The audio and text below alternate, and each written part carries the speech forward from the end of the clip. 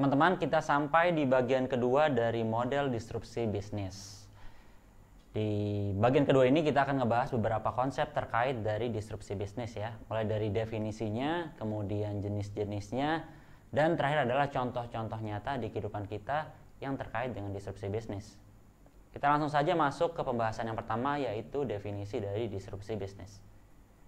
Disrupsi adalah salah satu fenomena yang bisa menimbulkan tafsir yang berbeda bagi orang yang berbeda juga. Meskipun disrupsi terlihat selalu terkaitan dengan teknologi, dengan banyaknya kisah tentang inovasi dan terobosan teknologi yang mengguncang pasar, sesungguhnya pembahasan mengenai disrupsi tidak hanya terkait dengan teknologi, tapi bisa meluas ke dalam berbagai topik, mulai dari topik sosial, budaya, atau bahkan politik.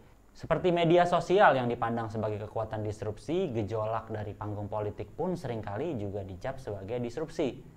Secara keseluruhan, seluruh konsep disrupsi yang terkait dengan bisnis mengasumsikan cakupan yang semakin melebar dengan spektrum yang juga semakin luas. Karena itu kemudian timbul pertanyaan ya, apa sih yang dimaksud dengan disrupsi dalam lingkungan bisnis?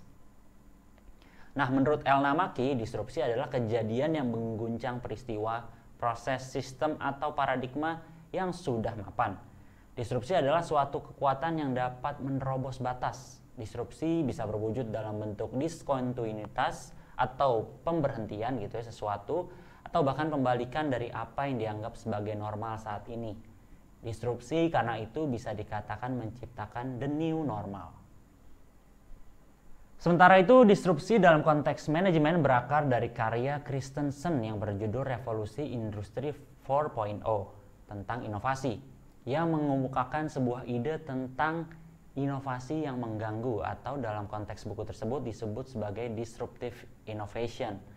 Inovasi yang mengganggu ini didefinisikan sebagai proses antisipasi akan kebutuhan masa depan melalui pengembangan produk atau layanan dan juga proses yang berlangsung dengan cepat.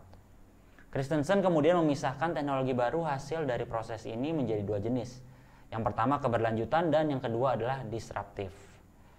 Teknologi berkelanjutan akan terkait dengan peningkatan bertahap atau incremental dari teknologi yang sudah ada saat ini. Sementara itu, teknologi disruptif mencerminkan antisipasi terhadap serangkaian parameter yang berbeda, yang dianggap dapat menyebabkan guncangan atau bahkan penggantian operator atau pemimpin yang dominan di pasar.